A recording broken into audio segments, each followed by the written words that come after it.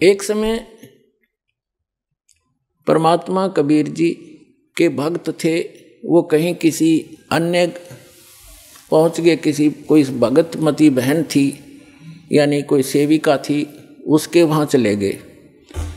परमात्मा के जाने के बाद ये अपने आप मनमुखी संत भी बन जाते हैं, लेकिन भक्ति करने से थोड़ी बहुत उनके अंदर वो साधु गुण अवश्य आ जाते हैं। उनसे आगे लाभ भले ही ना होता, लेकिन वो आध्यात्मिक मार्ग से परिचित अवश्य होते हैं। तो इस प्रकार का एक संत किसी अपनी सेविका के घर चला गया और गुरुजी आगे गुरुजी की सेवा श्रद्धालु खूब करते हैं। और उनके घर,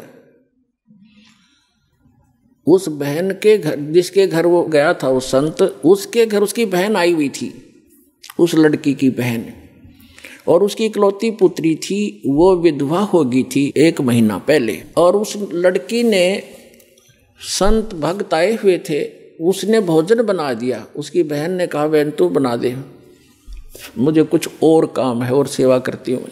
तो उस बहन ने वो भोजन बनाया, साधु संत ने खाया। सुबह उठ के उसको सारी रात सपने आए, मेरी बेटी विधवा होगी, हे भगवान क्या होगा, मेरी बेटी विधवा होगी, इसके तो बालक भी छोटे छोटे हैं, अब इसका क्या हाल होगा है। आगे दूसरा पति, उसका भाई भी नहीं था पति का, बटेऊ का, अब इसका क्या रहा होगा, यानी इतनी चिंतित थी। तो सुबह उठ के उस संत ने कहा अपनी शिष्या से, बहन आज ये हमारा भोजन किसने बनाया था, ये कल रात का जो भोजन था ये किसने बनाया था। तो उसने बताया, जी मेरी बहन आई हुई है, उसने बनाया था। अच्छा, क्या कोई आपत्ति है उसके ऊपर, कोई दुख है उसको? कहा महाराज जी घना दुख उसको, तो नाम तो उसने ले नहीं रखा।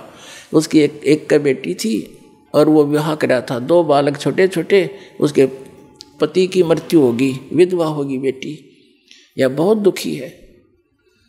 तो पुण्यात्माओं, अब उसके द्वारा बनाए गए वो सोच विचार जो उसके थे उस अन्न में पहुंचे, और उस अन्न को खाने से उस संत भी डिस्टर्ब हो गया।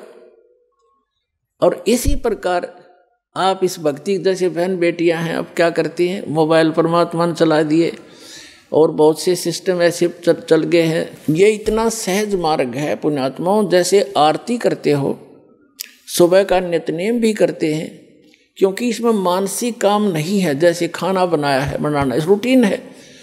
अब जैसे गाड़ी चलाते हैं, अब उसमें मानसिक काम घना नहीं होता, अभ्यास हो जाता है इनका, अपने हाथों का अपने आप ही।